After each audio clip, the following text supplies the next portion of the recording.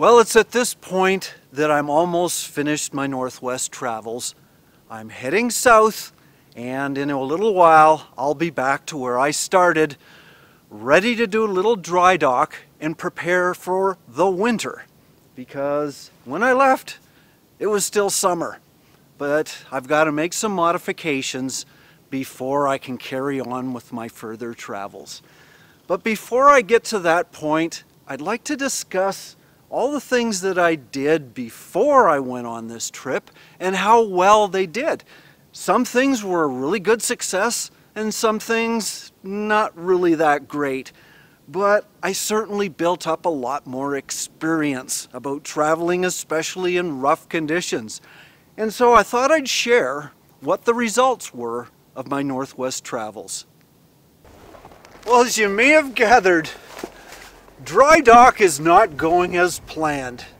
What I was hoping to do was, after the summer, in that little space between fall and winter, I'd be able to work on my trailer, do some modifications.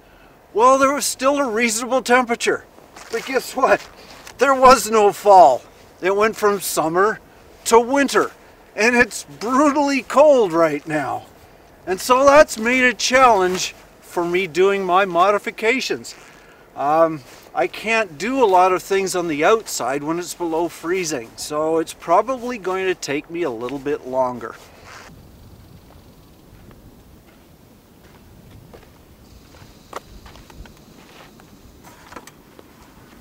My little eggshell camper. I sure beat the living crap out of it, didn't I?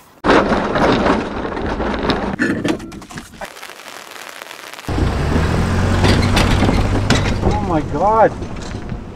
However, how did it really do after that long, torturous trip? I think it did really well. Look at it. It's solid, solid as a rock. It took the punishment. A few little things inside, a broken bracket, a doorknob, no big deal. The foundation is rock solid, and that's extremely important. That's not a luxury I had in my former trailer. This one is built to last, and that's good. Yes, it got totally saturated in mud. I don't think I could have done anything about that. And the mud did have some effects on it. For example, this was all seized up. The locks were seized up and the hinge was seized up with the mud. I had to clean that out before I could get it even in there. But there were no leaks in any windows, no leaks in the vent. There was some condensation, and I'm going to look into that, see if there's a way I can improve on the amount of condensation there is inside it. But overall, I am really pleased with it. I would definitely recommend it to anybody else. And I mean, my only big deal was I bought used. I thought I could save a few dollars, and I did. When I found out that there was moisture damage inside it, I didn't know that at the time. That's a little bit of a concern. If I'd bought new, that would not have been an issue. However, I was able to modify it the way I wanted. I've got a manufacturer that's totally willing to customize, which I did not have before. And so I'm going to be taking it in to Trillium when I get back, get them to have a look at it, let them assess how, if there's any damage. But for me, I have no issues. It's going to make it back, and I'm going to be using it a lot more in the future. Now, as far as the awning, I can't praise it enough. I mean, I didn't think I'd ever use an awning before, but now that I've used it over a period of time, I guess it's a luxury item, but if you have the chance to get it, it's well worth it. When it's hot, it gives you a little shade to sit outside, but it also shades the side of the trailer so it's not as hot inside. And when it's raining, you're not stuck inside again. You can come out with your chair and enjoy the outdoors while it's still raining. One thing I didn't do, though, is use it after the Dempster Highway, because with all that mud, I was concerned, and I still am, that there's a lot of mud and grit in these rails that if I bring it out, it's probably going to scratch. So I didn't use it in the last few weeks. I'm going to clean it up in my dry dock, and yes, it'll be used again. So I'm glad I've got it. I don't know how useful it's going to be in the winter time, but I guess we'll find out. Now the second part of my dynamic duo is my tow vehicle, Jeep Liberty. Yes, Jeep Liberty. I know there's some macho types that shrivel up when they hear that. I really don't care about your muscle cars. This gets me around and I'm proud of it. I made it all the way to the Arctic Circle. I'm almost all the way back and I've had no mechanical problems whatsoever. The only issue I had was one headlight went out. Easily replaced, no problem. It was great on the highway. It was great towing my trailer. No issues with wind, no issues with back roads. I never got stuck. It has enough clearance, four-wheel drive. This is exactly what I wanted. And it was something that I could get on my budget. Because let's make one thing clear. I am a budget traveler. I'm not going to go out and buy, spend $60,000 on a new vehicle just because I can save 1 or 2 miles per gallon. That makes no economic sense to me. It's 10 years old. I only paid, I think, around 8,000 Canadian or 6,000 US for it. And I've made that back so many times. It's reliable. It's easily repairable at any garage. And that's the key thing. I don't want something that I can't get parts for. It's done me well. I'm very happy with it. The only thing I'd like to change is it would be great if I had a little bit more fuel efficiency. It's a guzzler, I admit it, but it gets me around and I'm proud of it. Without a doubt, the biggest casualty on this trip was my tires. They are tired, totally worn out, both on the Jeep and on the trailer. There's just not a lot of tread left, and I started off with a lot of tread. These are all-terrain tires, and the fact of the matter is I put a lot of mileage on them, and it was rough terrain. It was the Yukon highways, both the Dempster Highway, the Alaska Highway, and especially the Klondike Highway. They were all tire eaters. I don't know if I could do much about it, but they're done. I need new tires. I'm going to have to decide. I don't know what brand. I'm going to have to look around. Certainly the tires in the trailer were just not robust enough. So I'm going to look for something a little bit more rugged, and I'm going to shop around. Now for the dismal failure section. What just did not work on this trip? And the winner, or the loser, depending on your point of view, is this, the rear camera. And I don't mean a camera for taking pictures of your rear. It's not for a colonoscopy, although it might be better suited, because for seeing what's behind your trailer, it was a dismal failure. And I'll tell you why. First of all, when it was working, and it would only work for a couple of minutes when you pressed a button. So if you were going down the highway and you wanted to instantly see what was behind the trailer, you had to press a button, wait a few seconds, and then you got to see it. And then it would shut itself off after 2 minutes, so you couldn't constantly monitor what was behind the trailer. The second thing that failed is it didn't matter where I put it, here, or whether I used a shade or not. Any little bit of moisture, rain, dirt, mud would cover up the lens and you wouldn't see anything anyway. So that was number 2 failure. The third failure is that it just failed. It no longer works. There's no power. I don't think the solar works anymore. The inlet doesn't seem to work. I tried repairing it twice. Enough is enough. This is not reliable and I'm not recommending it. However, the good news is it did teach me the value of a rear view camera, especially for a trailer. To me now, I think it's essential. I wish I had it the whole trip because you never know what's behind you. This type of trailer, I definitely recommend a rear camera. but I just have to find a good one, a quality one. One last note about this rear camera. I know I gave it a really bad review, and when I finally finished that trip and I got it warmed up, when I plugged it in by the USB port, it was actually still working. The problem is this just does not seem to work in cold weather. So it's not good enough for me. I had to find something else. And I do have a new rear camera and I'm going to install it. It's probably not going to be installed here. I think I'm going to install it way up here so it's a little farther away from the mud and the dirt. So how did the rock guards or mud flaps, whatever you want to call them, perform? Well, as far as eliminating mud, that's a no-brainer. It did not. When I'm on a muddy road, reality is I don't think there's anything that's going to eliminate mud from a trailer kicked up from the tow vehicle. You may be able to reduce it, but you'll never eliminate it. So as far as mud goes, they didn't perform well.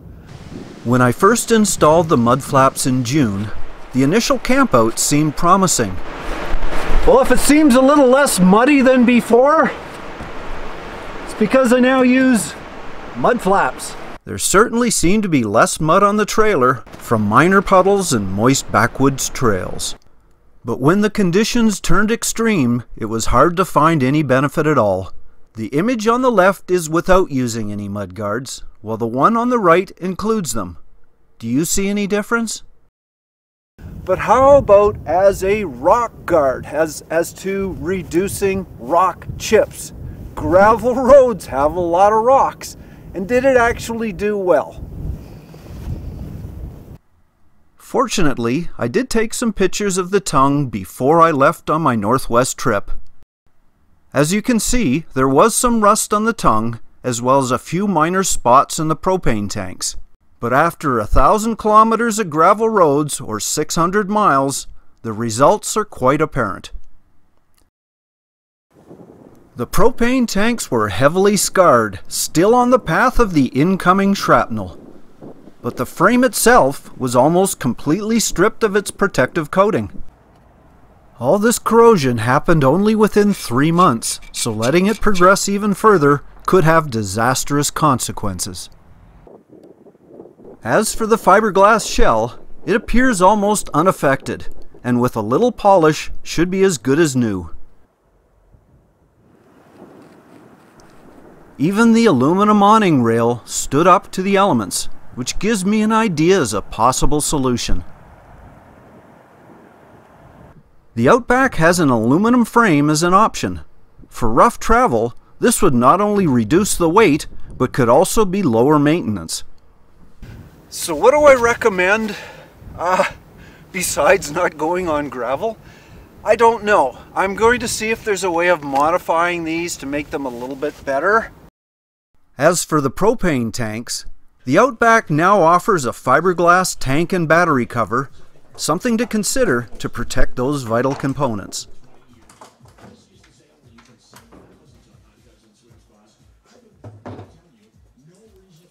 So let's give a few updates on solar. I started off the trip with a 275 watt glass panel and an auxiliary 100 watt flexible panel. Were there any issues? Despite my long periods of cloud and rain, I always had enough power generated to keep the fridge, lights, and fans going. The glass panel is still in excellent shape and did not compromise the fiberglass shell in any way. I do believe, however, there is room for improvement. On my old trailer, I had more options for tilting the panels towards the sun. I will be looking into adding this feature on my new setup as well. The shower's been working really good. I'm just trying to dry out the curtains. You know, this kind of hook thing isn't really that good. I'll probably put a more stable frame right here to hold the shower head. Keep it in one direction and as high as possible. This has worked, but it's not the best. The only other thing is it's starting to get a little cooler. And when you step in the tub, because I'm not heating up the trailer, it's a little cold on the feet. So it probably means from now on when I want to take a shower, I'm going to have to heat up the trailer just a little bit. So it's a more pleasant experience. But it's getting me used to the cold because I think from now on, it's just going to get a little colder. A few videos ago, I did a video that showed me making a grilled cheese sandwich, and I happened to mention damp rid and how I use damp rid to reduce the humidity inside my trailer. But I also did a comparison as to the canister type and the bag type. I actually did a test on that about a year ago, and I never released it, and so it kind of confused a few people. So you're going to see a different camper, but it's the same idea. Well, now I'm no longer in the hot, sticky, stifling South like Mississippi and Louisiana and Texas. I can do an update on those damp rid moisture absorbers because a few weeks ago I did a review on the damp rid, the hanging kind, and the one that just sits on the counter. And I didn't give the counter one a fair review. Apparently I didn't use it right because what I had done is I'd removed the foil and the paper, and I didn't like it because all these little pellets would fall out and go all over the place. So what I did is I set these both up for about 2 weeks in the humidity, and here's the results. First of all, this is the countertop version, and I don't know if you can see it, but if I turn it, you can see there's a little bit of water there. It's about a teaspoon after 2 weeks versus the closet hanging one, which has a ton of water. This kind works. There's no doubt about it. These do not. So there's my update. Well, I think that gave me a good general idea on how I can improve this camper, as well as learn from a few minor mistakes. This is an investment to me. It's my path to adventure, and while I'm on the road, it's my home. So I have to take care of it. I got to treat it with respect. And if I treat it with respect, hopefully it'll pay me back in kindness as well. First thing I have to do is work on the frame. The corrosion is a major issue, and it's not just the gravel, but now that I'm into winter, I have to worry about road salt. So that's something I definitely have to take care of. As for the solar, I think I can improve on both the generation and the storage of solar energy. And so those will be other things I'll be working on the next little while. Now the other two are heat and insulation. Insulation, I have never put any additional insulation since I bought it, but I haven't used it through the winter time. Now I have to think on how I can make it to retain more heat when it gets really cold out. And the final one is the heating source. It does have a propane furnace in it right now, but I'm not very happy with it. I have used other alternatives in the past, and so I expect I'm going to use something else in the future as well. So keep in touch with that because it might not be what you expect. Anyway, I hope you enjoyed this, and I know it was just an intro. Now I get to get my hands dirty. I hope you'll stay with me on these updates and check out my other videos as well. Whew. You know what? This is a little too cold. I kind of wish I was somewhere a little warmer, but I can always dream. Yeah, my viewers were right. Why go way up north where it's so cold, especially when summer's over? Why not go somewhere south where it's nice and hot and dry, like a desert? Thanks for that tip. However, this isn't Arizona. It's the south of Yukon. It's the Carcross Desert. But it's still nice. Oh, cold.